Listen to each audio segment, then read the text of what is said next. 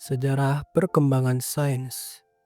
Sejarah perkembangan sains atau ilmu pengetahuan alam membawa kita melalui jejak peradaban dan pelajaran berharga dalam hidup manusia.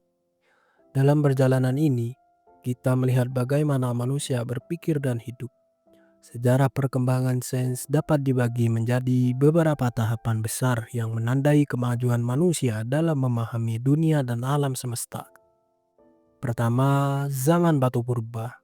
4 juta sampai 10.000 sebelum Masehi. Pada waktu ini, manusia telah mengembangkan kemampuan dasar untuk memajukan ilmu pengetahuan. Mereka telah belajar membedakan, mengklasifikasi, dan menciptakan alat-alat sederhana untuk meningkatkan efisiensi hidup mereka. Kemampuan ini mereka kembangkan untuk bertahan hidup di alam yang keras, menghadapi perubahan musim, dan melindungi diri dari serangan binatang buas.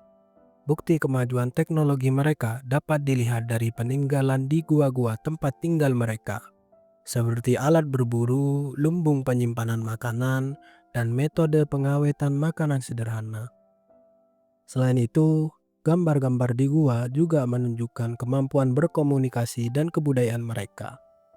Kedua, zaman pola pikir koheren, 10.000 sampai 500 sebelum Masehi. Peradaban manusia telah berkembang pesat dengan munculnya kerajaan-kerajaan besar seperti Cina, India, Mesir, Babilonia, dan Yunani. Pada masa ini, manusia telah mengembangkan kemampuan bahasa yang baik, serta memajukan ilmu pengetahuan seperti matematika dan astronomi. Mereka juga telah mengembangkan mitologi kuno untuk menjelaskan fenomena alam yang belum dipahami. Peninggalan sejarah menunjukkan kemajuan teknologi pertanian, ilmu ramalan, dan astrologi, serta pengembangan agama politeisme.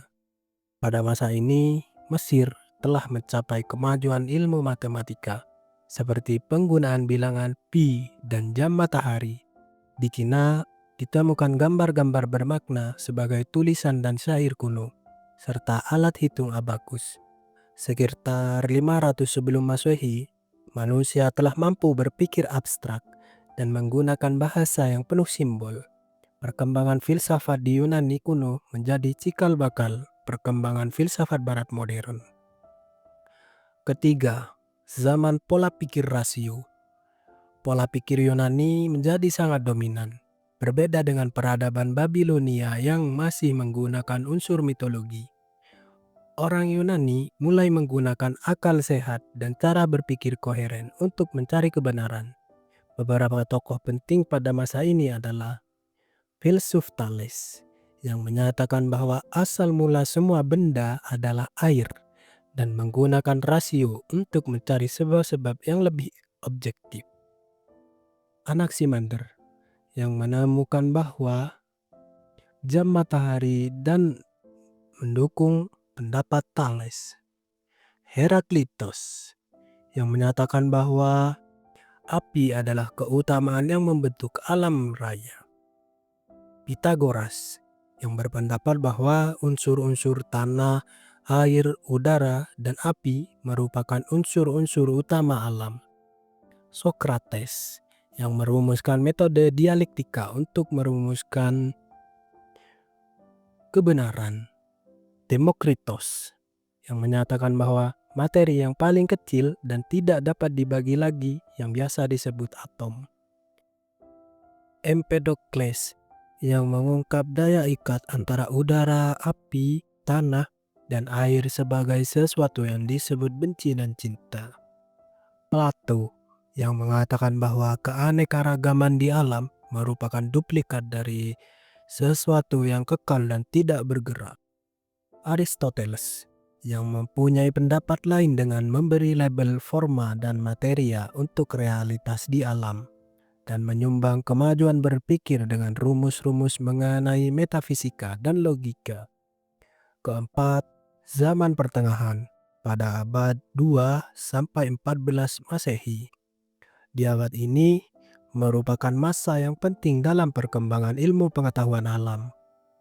Pada masa ini, para teolog yang juga berkecimpung dalam ilmu pengetahuan alam membuat kontribusi besar.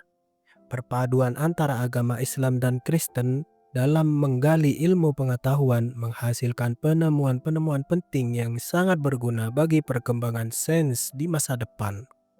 Selain itu, kebudayaan Yunani kembali ditemukan melalui terjemahan karya Plato dan Aristoteles oleh filsuf Arab, yang kemudian dipadukan dengan penemuan sains, matematika, kedokteran, dan ilmu bumi, sehingga mewarnai perkembangan ilmu pengetahuan alam selanjutnya.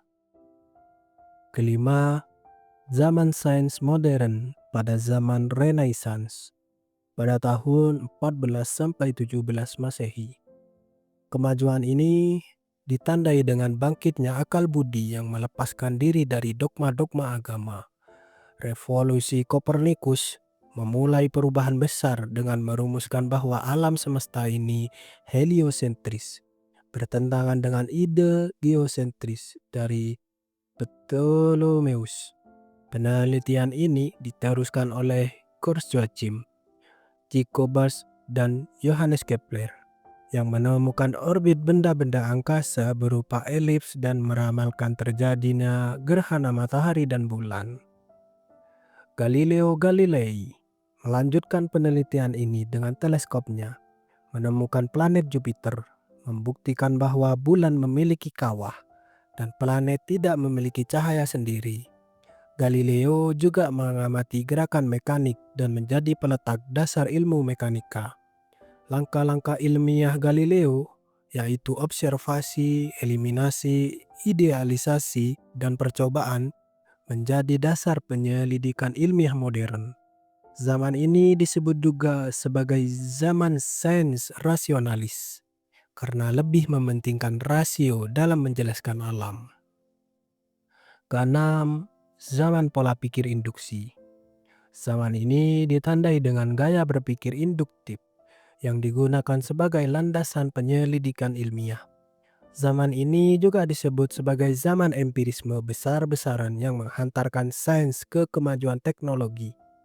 Dengan bantuan matematika dan statistik, ilmu alam berkembang pesat dengan arah yang berbeda-beda.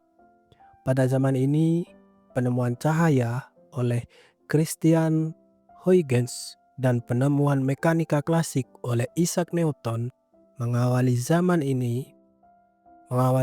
ilmu pengetahuan alam baru. Zaman modern ini ditandai dengan sederetan penemuan penting di bidang ilmu alam yang ditunjang oleh cara penelitian dan eksperimen tentang alam dan metode baru. René Descartes dianggap sebagai tonggak pendiri era modern dalam pemikiran barat. Ia merumuskan koordinat Kartesian dan mewariskan metode berpikir yang menjadi landasan dalam ilmu pengetahuan modern. Isaac Newton adalah ahli fisika, penemu teori gravitasi, penemu di bidang optika, dan penemu rumusan mekanika klasik. Teori gravitasi memperjelas semua penelitian revolusioner Galileo dan Kepler. Newton juga melakukan perhitungan kalkulus yang meliputi diferensia dan integral. Zaman perkembangan sains pasca Newton adalah zaman keemasan bagi ilmu pengetahuan alam. Zaman berpikir induksi pada dasarnya adalah zaman empirisme yang meletakkan dasar pengetahuan pada hasil eksperimen dan pemikiran. Teori dan hukum alam baru ditemukan pada zaman ini dan hukum-hukumnya berlaku hingga saat ini. Ketujuh, zaman kontemporer. Zaman ini ditandai dengan kemajuan ilmu alam, terutama fisika. Penemuan-penemuan penting seperti teori kuantum, teori relativitas, dan teori dentuman besar atau yang lazim disebut Big Bang mengubah pemahaman kita tentang alam semesta. Ilmu fisika menjadi dasar semua ilmu alam dan memiliki hubungan erat dengan filsafat. Pada zaman ini, manusia telah menemukan hukum kekekalan materi dan energi, serta memahami dinamika alam raya melalui teleskop. Teori tentang asal-usul alam semesta ditemukan dengan pendekatan baru, dan lahirnya teori dentuman besar oleh Stephen Hawking menimbulkan banyak kontroversi. Mekanika kuantum sukses menjelaskan banyak masalah di lapangan atom dan partikel elementer, namun juga menimbulkan perdebatan dan diskusi intensif di lapangan filsafat. Perdebatan hukum fisika di alam makro dan mikro juga memunculkan banyak persoalan baru. Kemajuan di zaman kontemporer ini ditandai dengan penemuan teknologi canggih seperti teknologi komunikasi dan informasi, komputer, dan material baru. Komputer memudahkan kerja perhitungan dan membantu manusia melihat secara visual ide-ide yang dipikirkan dan dihitung.